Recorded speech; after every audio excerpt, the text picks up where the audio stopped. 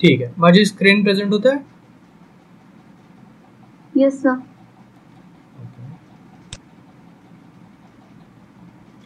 ठीक आहे, तर मग आज आपण बघू ऑपरेटर्स. ठीक आहे, SAP ABAP मध्ये ऑपरेटर्स नेमकी काय आहे हे आज मी तुम्हाला सांगणार आहे. तर majorly total 4 number of operators आपण बघणार आहोत. तसं 5 आहे, एक मोड नावाचं सुद्धा आहे, बट मेजरली मॅक्सिमम टाइम तुम्हाला हे 4च ऑपरेटरचा काम पडू शकते. ठीक आहे, ऑपरेटर मग काय काय असतात? मॅथमॅटिकल ऑपरेटर्स, सबस्ट्रॅक्शन्स, मल्टिप्लिकेशन्स, डिव्हिजन आणि मोड असे टोटल 5 ऑपरेटर्स आहेत. ठीक आहे, SAP ABAP मध्ये. आता तुम्ही जसं जावा शिकलेले आहात म्हणतात, तर तिथे सुद्धा होते का येस सर. ऑपरेटर्स असतीलच, कारण कुठल्याही कोडिंग लँग्वेज मध्ये ऑपरेटरची गरज पडतेच. ठीक आहे, तर मग आपण परत जाऊया. सी मध्ये पण होते, जावास्क्रिप्ट मध्ये पण होते. करेक्ट. AC38 मध्ये गेल्यानंतर आपण एक नवीन प्रोग्राम क्रिएट करू. Z8PM. सर हे प्रोग्रामचं नेम देतो आपण, हे स्मॉल लेटर्स मध्ये दिल्यावर नाही चालत का? चालते, असाइन नाही करतो, पण तो ऑटोमॅटिक कॅपिटल करून घेतो. बघा आता हा मी स्मॉल लेटर मध्ये दिलेला आहे. ठीक आहे, याला मी क्रिएट करतो. आणि प्रोग्राम मध्ये पण मग सिंटॅक्स एरर येतात का? कॅपिटल नाही राईट केलं? नाही, काहीच प्रॉब्लेम नाही. बघा तो केस सेन्सिटिव्ह नाही आहे लँग्वेज. नाही, केस सेन्सिटिव्ह जेव्हा हार्ड कोड व्हॅल्यू आपण पास करतो ना, तर हार्ड कोड व्हॅल्यू साठी मात्र आपल्याला कुठे केस सेन्सिटिव्हिटी ऑब्झर्व करायला मिळेल. ठीक आहे, कुठेच, प्रत्येक ठिकाणी नाही. बट जे स्टँडर्ड कोडिंग आहे हे केस सेन्सिटिव्ह नाहीये. ठीक आहे, एखादी स्टँडर्ड व्हॅल्यू आहे ते केस सेन्सिटिव्ह नाहीये. बट हार्ड कोड व्हॅल्यू आणि मग त्या हार्ड कोड व्हॅल्यू वरती जर का आपल्याला काही ऑपरेशन करायचे असले तर अशा वेळेस मात्र आपल्याला केस सेन्सिटिव्हिटीचा प्रॉब्लेम येऊ शकतो. ठीक आहे, आता बघा मी हे काय केलं होतं, स्मॉल मध्ये नाव दिलं होतं, याने ऑटोमॅटिकली याला कॅपिटल मध्ये करून घेतलं. आता टायटल देऊया आपण ऑपरेटर्स. टाइप एक्झिक्युटेबल प्रोग्राम आणि सेव. Local object.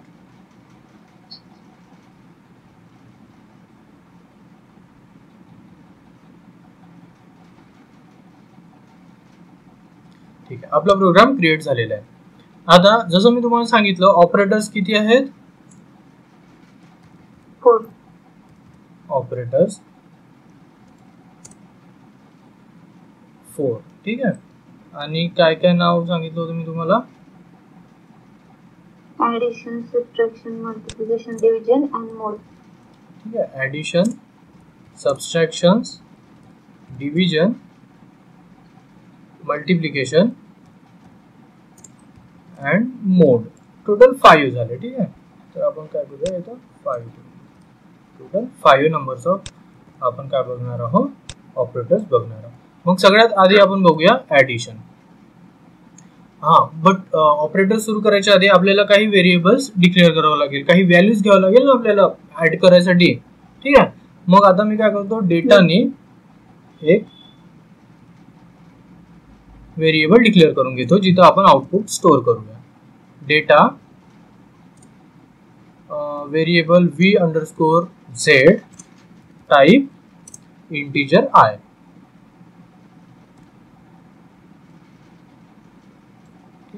त्यानंतर आता मी एक नवीन कन्सेप्ट तुम्हाला शिकवतो, पॅरामीटर. पॅरामीटर काय असते? पॅरामीटर असते जर का तुमच्याकडे मल्टिपल रेकॉर्ड्स आहे तर मल्टिपल रेकॉर्ड्स पैकी तुम्हाला समजा फक्त एकच रेकॉर्ड बघायचा आहे. जर तुमच्या आउटपुटला किंवा तुमच्या टेबलला मल्टिपल रेकॉर्ड्स आहेत आणि त्या मल्टिपल रेकॉर्ड्स पैकी समजा तुम्हाला फक्त आणि फक्त एकच रेकॉर्ड बघायचा आहे, तर अशा वेळेस आपण पॅरामीटर्स या सिंटॅक्सचा वापर करतो. ठीक आहे, म्हणजे काय करतो, पॅरामीटरचं काम काय, तर जेवढा रेकॉर्ड्स आहे त्या रेकॉर्ड पैकी जेवढं तुम्हाला बघायचं आहे, जो रेकॉर्ड तुम्हाला बघायचा तेवढा रेकॉर्ड फिल्टर करून तुमच्या समोर प्रेझेंट करतो. समजा तुमच्या डेटाबेस टेबलमध्ये किंवा टेबलमध्ये किंवा प्रोग्राममध्ये तुम्ही 1000 रेकॉर्ड फेच केलेले आहेत, ठीक आहे. बट आता तुम्हाला प्रेझेंट करताना किंवा बघताना तो रेकॉर्ड चेक करताना तुम्हाला फक्त आणि फक्त 50व्या नंबरचा रेकॉर्ड बघायचा आहे. टोटल 1000 रेकॉर्ड्स आहेत तुमच्याकडे, कम्प्लीट 1000 रेकॉर्ड तुम्हाला बघायचं नाही आहे, फक्त आणि फक्त 50च रेकॉर्ड बघायचे आहेत. मग अशा वेळेला तुम्ही पॅरामीटर जर का लावले आणि त्या पॅरामीटर मध्ये जेव्हा 50 ही व्हॅल्यू पुट करणार त्यावेळेला काय होणार, आउटपुट मध्ये फक्त 50 नंबरचा रेकॉर्ड तुम्हाला शो होईल, ठीक आहे. तर आता मी आपण एक्झाम्पल सहित समजून घेऊया, ठीक आहे. पॅरामीटर याचं इंडिकेशन p_x ने देतो, टाइप इंटीजर i. त्यानंतर परत एक पॅरामीटर घेतो p_y, टाइप i, ठीक आहे. मी काय केलं, 2 पॅरामीटर घेतले आणि एक डेटाने काय केलं, व्हेरिएबल घेतला ज्याच्यामध्ये आपण व्हॅल्यू आपले स्टोअर करणार आहोत, ठीक आहे.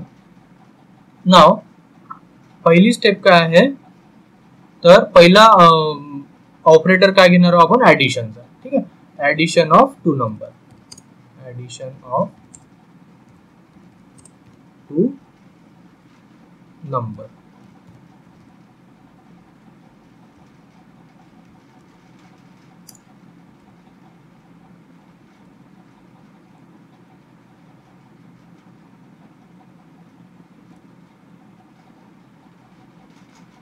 v_z इज इक्वल टू, आपल्याला ऍडिशन कशाची करायची आहे, तर पॅरामीटर मध्ये ज्या व्हॅल्यू आपण टाकणार त्या व्हॅल्यूजची ऍडिशन करायची आहे. चला सध्यापुरतं मी काय करतो, याला काही डिफॉल्ट व्हॅल्यू देऊन देतो, ठीक आहे. मग डिफॉल्ट व्हॅल्यू द्यायसाठी इथं कीवर्ड वापरावं लागतं डिफॉल्ट, ठीक आहे. डिफॉल्ट 10. त्यानंतर याला मी काय करतो, डिफॉल्ट 20. सर ते VZ का व्हॅल्यू स्टोअर करायला घेतलंय का? हा, VZ आउटपुट स्टोअर करायसाठी घेतलाय.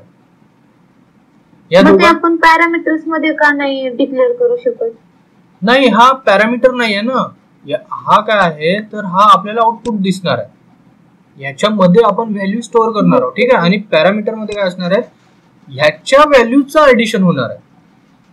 मी तुम्हाला दाखवतो, एक सेकंड. आता ह्या एवढ्याच प्रोग्रामला आपण काय करू, रन करूया. सेव्ह केलं,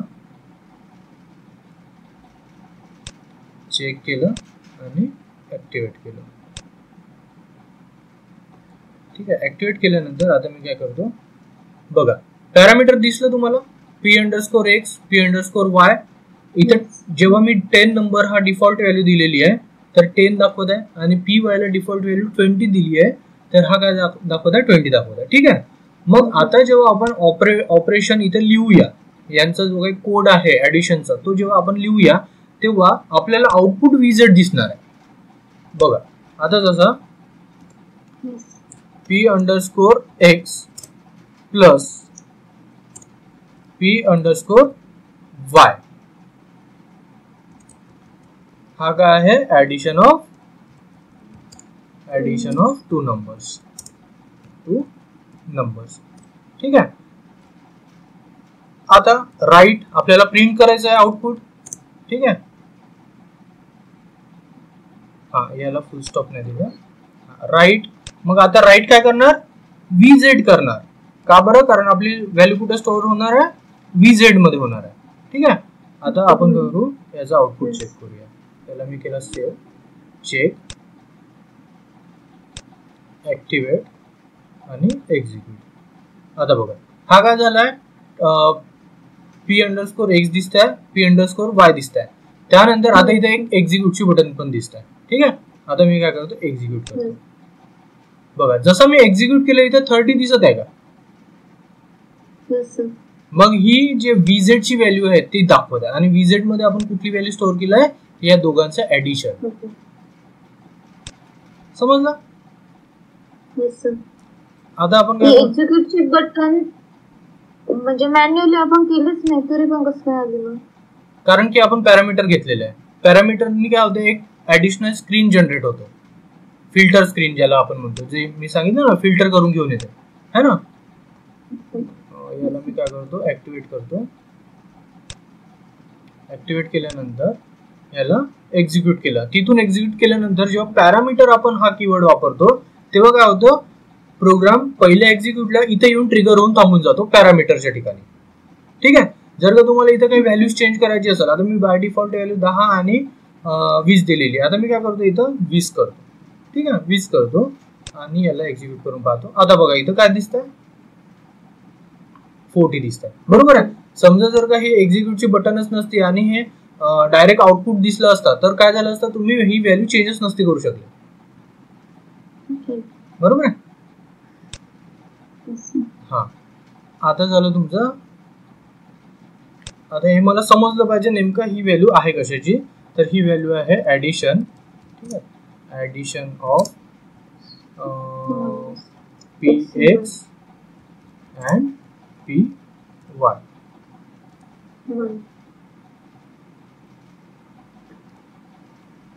त्या पॅरामीटरचे px and py घेतले, जस्ट xy नेम्स डिक्लेअर केले तर मग तरी पण जमते. त्याला फक्त हा पी इनिशियल का घेतला आहे, कारण हा रिप्रेझेंट करतो पॅरामीटरला. ठीक आहे, जसा टी वाय वगैरे घेतलं होतं आपण, का बरं, टेबल स्ट्रक्चर आहे त्यामुळे. जसं वर्क एरियासाठी आपण काय घेतलं होतं, WA. बघितलं बरोबर आपल्याला समजलं पाहिजे का हा पी आहे याचा अर्थ हा पॅरामीटर आहे. ठीक आहे. आता इथं सुद्धा बघितलं बरोबर आपल्याला माहिती आहे का हा काय पॅरामीटर आहे. ठीक आहे. तुम्ही फक्त सिम्पली XY घेतले असते आणि इथं Z घेतले असते तर ते लक्षात नसतं राहिलं की पॅरामीटरची व्हॅल्यू कोणतं आहे, आउटपुट कुठं स्टोअर करायचं आहे. बरोबर आहे. तर म्हणून आपण काय करतो, इनिशियल आपण हे पी नी स्टार्ट करतो. इथं तुम्ही काही घेऊ शकता, मॅन्डेटरी नाही आहे की तुम्ही PXS घ्या किंवा पी पासूनच सुरुवात करा. हा व्हेरिएबल आहे.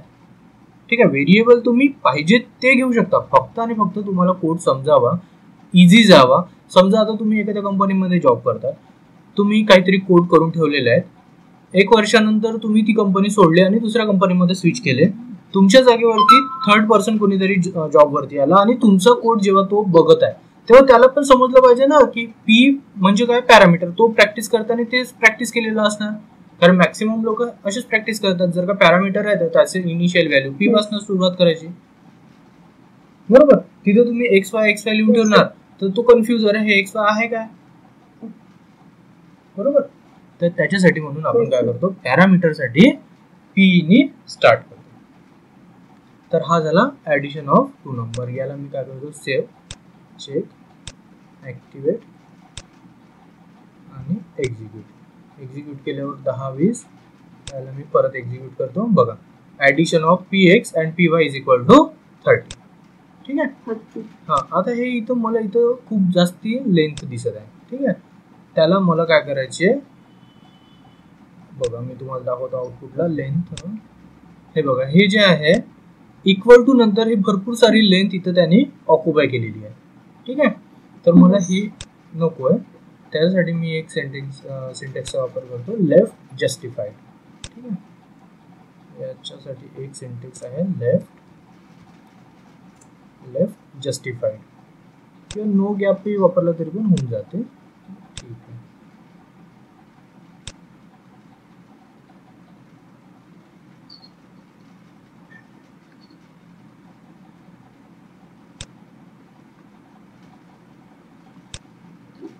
बघा, आता हा आला इकडे, बरोबर आहे. हा, तर लेफ्ट जस्टिफाईडचा हे समजलं, यूज समजलं. जर का आपल्याला एखादी व्हॅल्यू जवळ घ्यायचं, लगेच लेफ्ट साईडला घ्यायचं आहे तर आपण काय करतो, लेफ्ट जस्टिफाईडचा वापर करतो.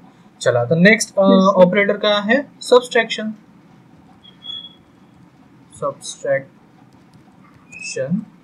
Of 2 number. इथं आपण काय करू, नंबर्स. ठीक आहे, सबस्ट्रॅक्शन ऑफ 2 नंबर. मग आता सबस्ट्रॅक्शन करायसाठी काय करावं लागेल, v_z equal to p_x minus P underscore Y. पण आता इथं बघा पी अंडरस्कोर वाय ची व्हॅल्यू किती आहे 20 आहे, म्हणजे हे ग्रेटर व्हॅल्यू आहे. आणि पी अंडरस्कोर एक्स ची व्हॅल्यू किती आहे 10 आहे, ही स्मॉलर व्हॅल्यू आहे. मग जर का smaller value minus greater value जर का केला तर मायनस मध्ये हे येते, बरोबर आहे, आन्सर येते. त्यामुळे मग आपण याला काय करू, P y minus P x करू. आता याचा पॉझिटिव्ह मध्ये आन्सर रिफ्लेक्ट होईल. याला केला आपण सेव्ह, चेक आणि एक्झिक्यूट. बघा हा आता अरे हा अजून एक गोष्ट राहिली. आपली व्हॅल्यू स्टोर काय आहे, VZ ची व्हॅल्यू स्टोर आहे, ठीक आहे. ऍडिशन केलो है ना. मग ऍडिशन केल्यानंतर आता इथे आपल्याला काय करावं लागेल, क्लिअर V अंडरस्कोर Z आणि त्यानंतर आपल्याला इथे प्रिंट करावं लागेल right subtraction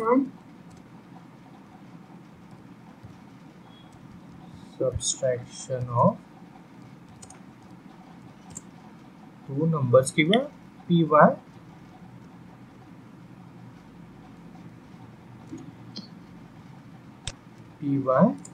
and px is equal to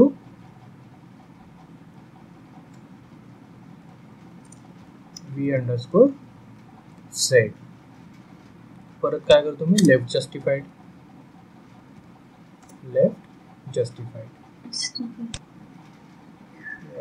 जसं लेफ्टला जस्टिफाइड करतो तसं राईटला पण करू शकतो. हो करू शकतो.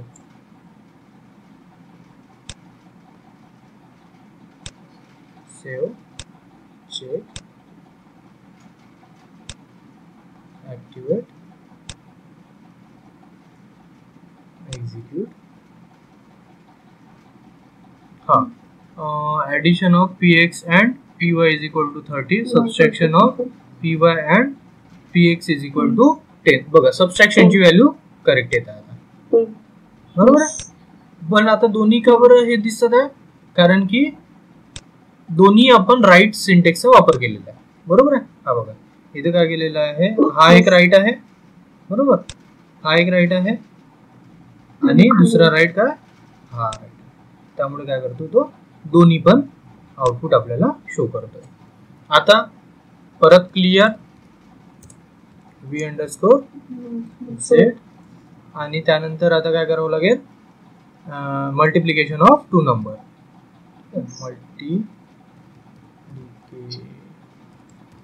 Multiplication of two numbers.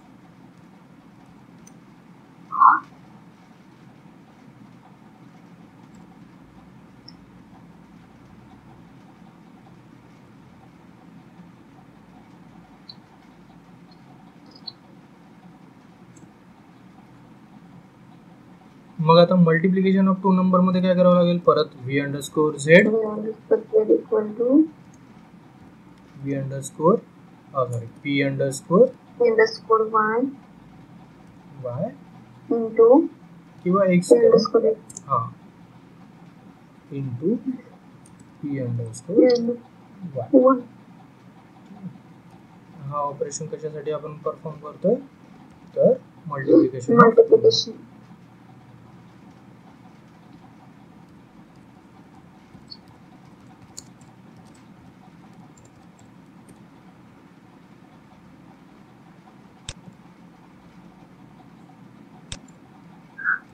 काही ठिकाणी आपण इथं डॉट फुल स्टॉप यूज करतो आणि काही ठिकाणी कॉमा. मग ते कसं समजणार आपल्याला, कॉमा कुठे, जर का तुमचा सेंटेन्स कंटिन्यू करायचा आहे तर अशा ठिकाणी कॉमा यूज करतो. आणि जो सेंटेन्स आपला फुल स्टॉप झालेला आहे, म्हणजे तो सेंटेन्स जर का कम्प्लीट झालेला आहे तर आपण फुल स्टॉप यूज करतो. आणि कॉमासाठी जर का आपला सिंटेक्स कम्प्लीट झालेला नाही किंवा सेंटेन्स कम्प्लीट झालेला नाही, त्याला कंटिन्यू करत जायचं आहे, तर अशा वेळेस आपल्याला कॉमा वापरावं लागतं, ठीक आहे. हे तुम्हाला बाय द टाइम जेव्हा तुम्ही प्रॅक्टिस करत जाल ना, तुम्हाला हे लक्षात पण ठेवायला लागेल नाही की कुठे आपल्याला कॉमा वापरायचा आणि कुठे तुम्हाला फुल स्टॉप द्यायचा. हे ऑटोमॅटिक कीबोर्डवर तुमचे हात ऑटोमॅटिक चालणार. ठीक आहे. हा, त्याच्यानंतर काय, multiplication of 2 number, multiplication of p underscore y x and p underscore y equals to v outside z. ठीक आहे. इथे जसा मला काय करायचं होतं, हार्ड कोड मला एवढं प्रिंट करायचं होतं. ठीक आहे. हार्ड कोड किती प्रिंट करायचं होतं, एवढं. त्यामुळे मग मी काय केलं, हार्ड कोड पहिले लिहून घेतला आणि हार्ड कोड ऑलवेज आपण सिंगल इन्व्हर्टेड कॉलम मध्ये पास करतो. ठीक आहे. त्यानंतर मग मी काय केलं, कॉमा दिला. बघा का, कारण माझं सिंटेक्स इथंच कम्प्लीट होत आहे का, नाही, याच्या पुढे पण आहे. बरोबर आहे. VZ पण मला प्रिंट करायचं आहे ना. हा, मग ह्या दोन वेगवेगळ्या गोष्टी आपल्याला सोबत प्रिंट करायच्या आहेत, त्यामुळे आपण अशा पद्धतीने लिहून घेतो. आता मी याला केला सेव्ह, याला केला चेक, ऍक्टिव्हेट, एक्झिक्यूट, एक्झिक्यूट. बघा आलं. आता हा पुन्हा कुठे गेला, राईट साईडला गेला. तर आपल्याला काय करावं लागेल, लेफ्ट जस्टिफाईड.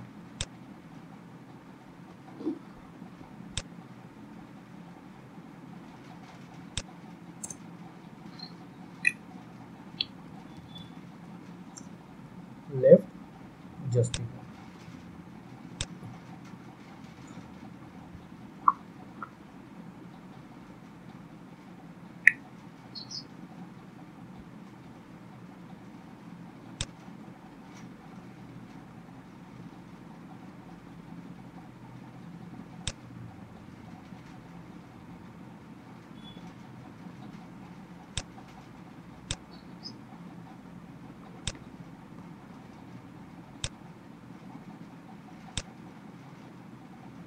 समजलं मी काय केलं? Yes sir. काय केलं?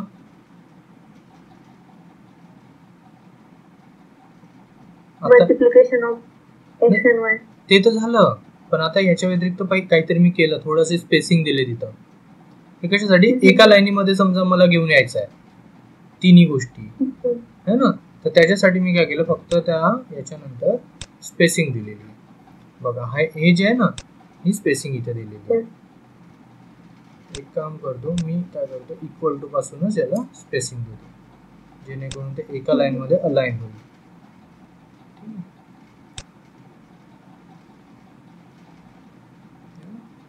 ठीक. आता इथून बस याला सेव्ह केलं, ऍक्टिव्हेट आणि एक्झिक्यूट, एक्झिक्यूट. बघा आलं एका लाईनीमध्ये.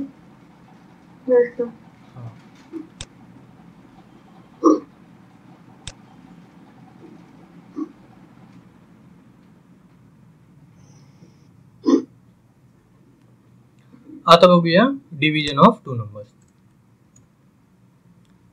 त्यापूर्वी आपल्याला काय करावं लागेल, क्लिअर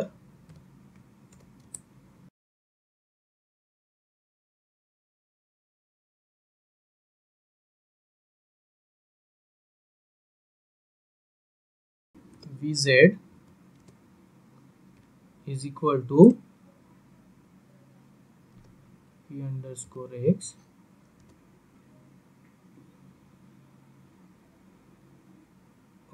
Y, हाँ, P underscore Y divided by P underscore X, P underscore Y divided by P underscore X. हा झाला आपला डिव्हिजन ऑफ 2 नंबर. याला मी काय करतो, right division of PY and PX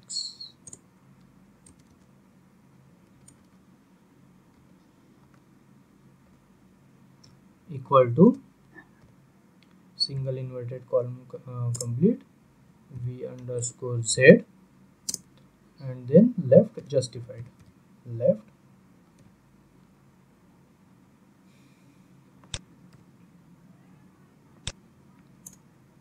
left justified. ठीक, याला मी काय करतो, सेव्ह.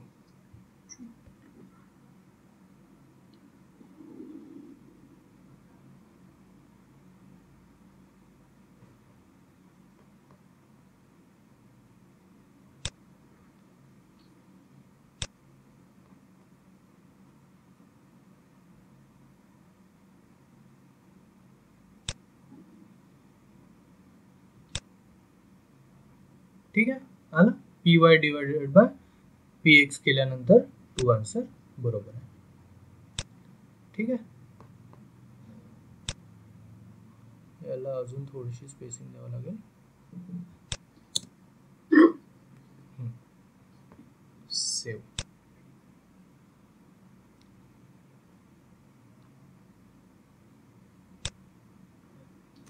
हा होता आपला division of two number. Division of numbers. ठीक आहे,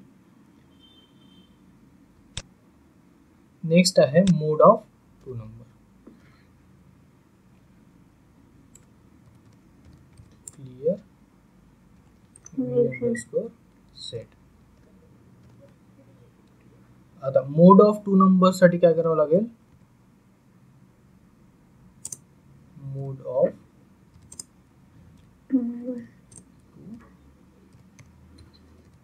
नंबर्स. मोड म्हणजे काय असते,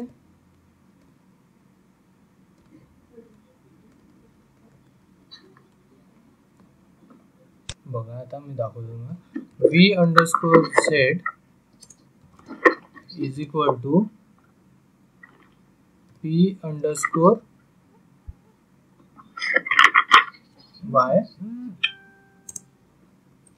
plus p underscore sorry plus नाही, मोड साठी सिंटेक्सचा आपल्याला वापर करावा लागतो. याला काही सिम्बॉल नाही आहे.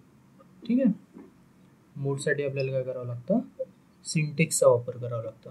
v underscore p underscore y mode of p underscore x.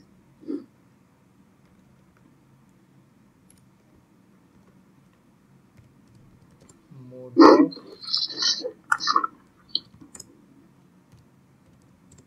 Number.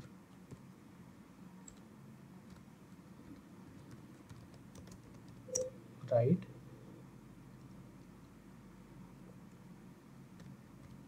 Mode of py and px. py and px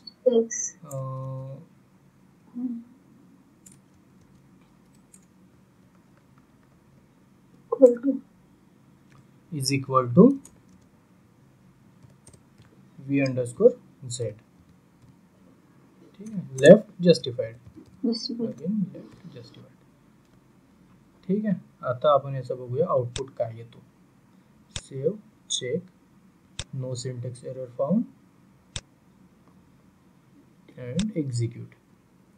ठीक आहे, एक्झिक्यूट केल्यावरती 0 येईल. बघा आला 0. 0 म्हणजे का बरं आला, रिमाइंडर. करेक्ट. मोड म्हणजे काय असते तर रिमाइंडर असते. जेव्हा 20 डिवायडेड बाय 10 करतो तर याचा आन्सर येतो 2 आणि रिमाइंडर येतो 0. तर मोड म्हणजे असतो रिमाइंडर. करेक्ट. आता तेच जर का मी एखादी दुसरी व्हॅल्यू घेतला 3 घेतो. ठीक आहे, आणि आता मी एक्झिक्यूट करून बघतो. आता बघा इथं रिमाइंडर 2 आला. बरोबर आहे. साइन 318 6चा भाग गेला आणि 2 काय राहिला ऍज अ रिमाइंडर. ठीक आहे, बघा याचे कॅल्क्युलेशन पण बाकीचे बदलले म्हणजे आपला प्रोग्राम बरोबर आहे.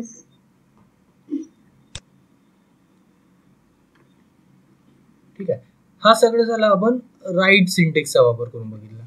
जर का मला मेसेजनी बघायचा आहे, मी एक कॉमन मेसेज देऊन दाखवतो तुम्हाला. ठीक आहे, कॉमन मेसेज काय तर if sy sub rc equals to 0.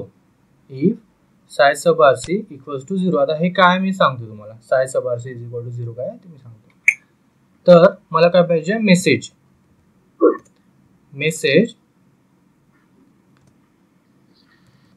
Operation done successfully. ठीक आहे, ऑपरेशन डन सक्सेसफुली, आणि त्याचं मेसेज टाईप पाहिजे आपल्याला सक्सेस एस. ठीक आहे, याचे 3-4 टाइप्स आहेत. कशाचे, मेसेज टाईपचे. S for success, E for error, W for warning, I for information. ठीक आहे, असे काही याचे मेसेज टाईप आहेत. इथे समजा तुम्ही ई लिहिलेत, मेसेज टाईप मध्ये ई लिहिले तर हा काय दाखवणार, एरर मेसेज दाखवणार.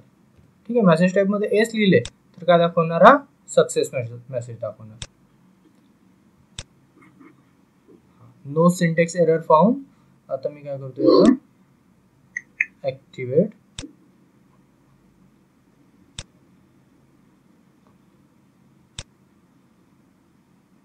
ठीक आहे, बघा इथं बघा मेसेज दाखवत आहे सगळ्यात खाली left hand, operation done successfully. मग जे आपण मेसेज तिथं पास केलेला होता तो मेसेज कुठे दाखवत आहे आपल्याला, आउटपुटला दाखवून राहिला. ठीक आहे, बघा ऑपरेशन डन सक्सेसफुली हा मेसेज आपण इथं पास केलेला होता. ठीक आहे, समजलं. समजते. साय सबआरसीचा यूज, हा साय सबआरसी म्हणजे काय असते, जर का तुमचा प्रोग्राम करेक्ट रन करत आहे तर याची व्हॅल्यू डिबग मध्ये काय होते, 0 दाखवते. साय सबआरसी 0 म्हणजे काय की तुमच्या प्रोग्राम मध्ये कुठेही काही एरर नाही आहे, सगळ्या व्हॅल्यू करेक्ट येत आहेत. आता आपण काय करू, ह्या सगळ्या गोष्टींना डिबग मध्ये चेक करू आणि तिथे तुम्हाला दाखवतो साय सबआरसी काय असतो. ठीक आहे, जसं मी आता याला लावतो इथं डिबगर आणि इथं करतो एक्झिक्यूट केलो, 10-20 व्हॅल्यू असू दिली आणि याला घेऊन गेलं डिबग मध्ये. बघा हे इथे तुम्हाला दिसतंय का साय सबआरसी. ठीक आहे, साय सबआरसी दिसत आहे आणि त्याच्या पुढे तुम्हाला काय दिसत आहे, 0 दिसत आहे. ठीक आहे, समजा तुमच्या प्रोग्राम मध्ये एरर तर नाहीये पण व्हॅल्यू करेक्ट येत नाहीये. ठीक आहे, समजा असं भरपूर वेळेस होतात की तुमच्या प्रोग्राम मध्ये एरर नसते पण जी व्हॅल्यू तुम्हाला पाहिजे ती व्हॅल्यू आउटपुटला शो होत नाही. मग अशा वेळी काय होते, इथं साय सबआरसी 4 येतो. ठीक आहे, इंटरव्ह्यू मध्ये क्वेश्चन विचारला जाते साय सबआरसी चा यूज काय. साय सबआरसी 0 असल्यावर त्याचं काय म्हणता येईल इंडिकेशन आहे आणि साय सबआरसी 4 असल्यावरती तो काय रिप्रेझेंट करतो. ठीक आहे, तर मग तुम्हाला सांगायचं आहे sy sub R C verifies the code whether our value coming true or not. ठीक है, if our value are coming right then it will show psi sub rc equals to 0, but if in case our output is not as per the desire or as per the requirement then psi sub rc will become 4. समजलं. जर तुमची आउटपुटला value पाहिजे ती नाहीये, जी Dzire आहे ती नाहीये, मग अशा वेळेला साय सबआरसी काय दाखवते तर 4 नंबर दाखवते. आणि जर का आउटपुटला पाहिजे त्या सगळ्या व्हॅल्यू करेक्ट येत आहेत, डिझायर आउटपुट दाखवत आहे, तर अशा कंडिशन मध्ये तुम्हाला ही साय सबआरसी 0 दिसते. ठीक आहे, मग आपण कंडिशन काय टाकलेली आहे, पहिले इथं मेसेज टाकायच्या आधी कंडिशन काय टाकलेली आहे, इफ साय सबआरसी इज इक्वल टू 0. जर साय सबआरसी इक्वल टू 0 असेल तरच हा मेसेज दिसायला पाहिजे. समजा जर का हा साय सबआरसी इज इक्वल टू 4 असता तर हा मेसेज ट्रिगरच झाला नसता. ठीक आहे, मग आपण याला प्रॉपर प्रोग्राम रन एक्झिक्यूट नाही झालं, त्याचं आउटपुट नाही आलं तर साय सबआरसीची व्हॅल्यू 4 होतो. हा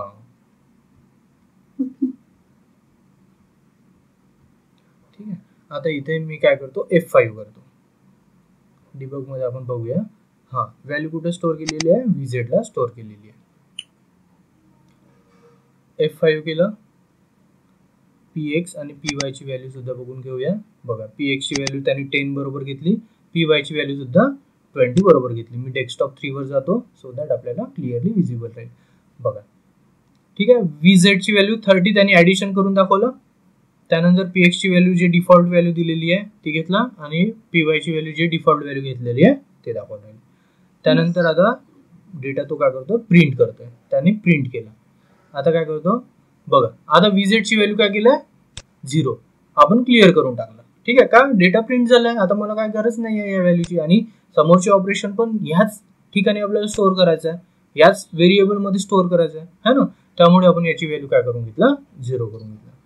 त्यानंतर आता नेक्स्ट ऑपरेशन वरती गेलो, सबस्ट्रॅक्शन ऑफ 2 नंबर. याच्यामध्ये आता vz ची व्हॅल्यू बघूया, 10 आली. बरोबर आहे, 20 - 10 = 10. त्यानंतर परत आपण F5 गेलो. आता काय झाला, प्रिंट झाला डेटा. आता परत त्याची व्हॅल्यू 0 झाली. ठीक आहे. अकॉर्डिंगली परत मल्टिप्लिकेशन वरती आलो.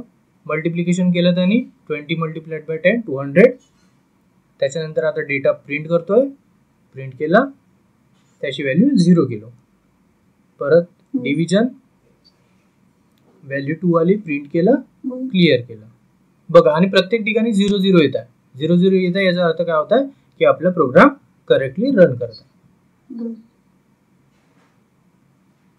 ठीक आहे. मग आता बघा, या ठिकाणी आपण आलो, if sy sub R C is equal to 0. जसा याला हे सिंटेक्स मिळालं, if sy sub R C is equal to 0, तो काय करतो, इथं बघतो. ठीक आहे, इथं बघतो आणि काय बघतो, त्याची व्हॅल्यू 0 आहे का. ठीक आहे. जर का याची व्हॅल्यू 0 नाही आहे, 0 वगळता दुसरी कुठलीही आहे, 4 8 काही पण असेल, तर अशा केसला मग काय करतो, तो डायरेक्ट एंड इफ ला चालला जातो आणि हा मेसेज रन करत नाही. ठीक आहे.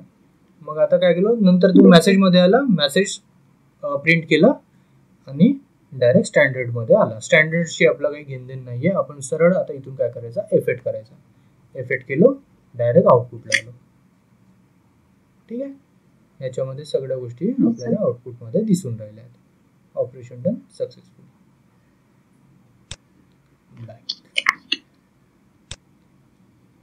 ठीक आहे सर, मग त्या साय सब आर सी ची नीड का बरं, व्हेरीफाय करायसाठी कोडला. तुम्हाला साय सब आर सी हा खूप वेळेस कामात येणार आहे. मीन्स या प्रोग्राम मध्ये नाही टाकलं तरी पण मग नाही चालणार का. तुम्हाला मेसेज टाईप करायचा ना, त्यामुळे जर का आपला प्रोग्राम बरोबर असेल तरच तुम्हाला मेसेज दिसायला हवा. हा, मग जर का आता समजा अदर दॅन 0 असेल, अदर दॅन 0, तर मग मी अजून एक मेसेज टाकू शकतो. कसं, एल्स. आपण काल बघितलं होतं, बरोबर आहे. हा, मग याचा असं सुद्धा आपण वापर करू शकतो, एल्स मेसेज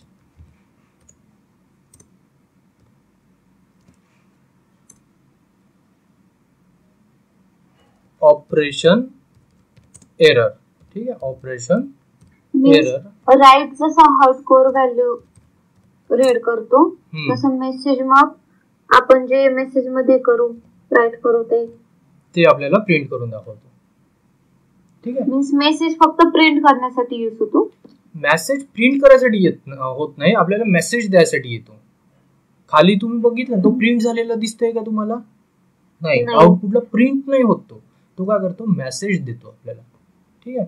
मी आता काय केलो, जर का sy sub R C is equal to 0 असेल तर आता मला काय करायचं आहे, आता उलटी केस लावायची. ठीक आहे. ही झाली सरळ केस. आता याला आपण काय करू, एरर मेसेज देऊन बघू. सेम कोड, फक्त आता मी काय करतो, if sy sub R C is equal to 0, then मी ह्याला काय करतो, एसच्या जागी एरर मेसेज देतो. ठीक आहे. ऑपरेशन एरर टाकतो, ऑपरेशन एरर, आणि एल्स पार्टला कमेंट पास करतो. जस्ट तुम्हाला हे दाखवायसाठी की एरर मेसेज कसा डिस्प्ले होतो. ठीक आहे. याला मी काय करतो, कमेंट पास करतो. याला केलं सेव्ह, याला केलं चेक, आणि याला केला एक्झिक्यूट केलं, परत एक्झिक्यूट केलं. बघा इथे काय दाखवत आहे, ऑपरेशन एरर. बरोबर आहे. आणि जेव्हा एरर मेसेजेस येतो ना तुम्हाला आउटपुट पण दाखवत नाही तो. समजलं? बघा ऑपरेशन एरर दाखवतो. आपण मॅन्युअली तो मेसेज टाकू तोच तो शो करणार. हो मेसेज. हो म्हणजे प्रोग्राम राईट तरी आपण टाकलं ऑपरेशन एरर तसं झालं. कारण मी मुद्दाम तुम्हाला दाखवायसाठी केलं ना. आपला प्रोग्राम राईट आहे पण मेसेज काय टाकलो आपण किंवा ऑपरेशन एरर आहे. म्हणजे सिस्टीम याच्यात हे नाही करत, आपण मॅन्युअली जसं टाकू तसंच. हो आपण मेसेज टाईप मध्ये जसं टाकू आणि सिस्टीम मध्ये जे दिलेलं आहे स्टँडर्ड कोडिंग मध्ये जे दिलेलं आहे. समजा स्टँडर्ड कोडिंग मध्ये काय लिहिलेलं आहे की जर का मेसेज टाईप एरर येत आहे तर तो आउटपुट नाही दाखवणार, तुम्हाला फक्त एरर मेसेज दाखवून देईल. बरोबर आहे. पण आता आपला प्रोग्राम करेक्ट आहे. बरोबर आहे. मग आपला करेक्ट सिंटेक्स काय असायला पाहिजे, if sy sub is equal to 0 operation done successfully type message type आहे तर एस आणि एल्स जर का sy sub is not equal to 0 जर का हा 0 वगळता दुसरा काहीही असला तर मग तो काय करतो एल्स पार्ट मध्ये जाऊन या मेसेजला ट्रिगर करतो आणि मग तुम्हाला आउटपुट सुद्धा दाखवत नाही. ठीक आहे. याला मी करतो डिलीट. हा आहे आपला करेक्ट सिंटेक्स. ठीक आहे. याला मी केलं सेव्ह.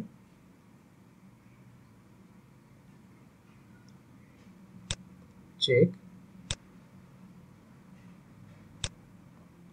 ऍक्टिवेट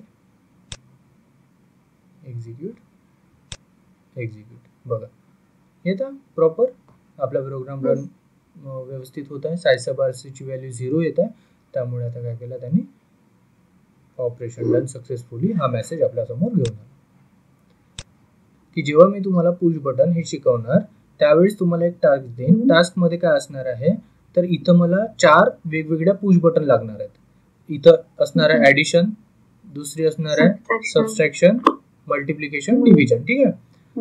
मी समजा ऍडिशन या बटन वरती क्लिक केला आणि प्रोग्रामला एक्झिक्यूट केलो तर काय पाहिजे मला फक्त आणि फक्त ही एकच लाईन दिसली पाहिजे, addition of px and py. बाकी या 4 गोष्टी मला बघायच्या नाहीयेत. ठीक आहे. परत समजा मी सबट्रॅक्शन वर क्लिक केला तर मला काय दिसलं पाहिजे फक्त आणि फक्त subtraction of px and py. मला बाकी ह्या वरची ऍडिशन आणि मल्टिप्लिकेशन डिव्हिजन मोड नाही बघायचं. समजलं? बट हे तुम्ही आपण कधी बघूया जेव्हा पुश बटन हे कन्सेप्ट समजून घेऊ त्यावेळेला. चला सध्या तुम्हाला एवढं समजलं? ऑपरेटर समजलं? ठीक आहे. तर ठीक आहे, आज आपण आता इथेच थांबूया. पुढचा चॅप्टर आपण घेऊ स्ट्रिंग. आणि स्ट्रिंग झाल्यानंतर मग पुश बटन, पॅरामीटर्स, परत सिलेक्शन स्क्रीनवरचे काही ब्लॉक्स, ह्या सगळ्या गोष्टी आपण कव्हर करत चालूया. ठीक आहे.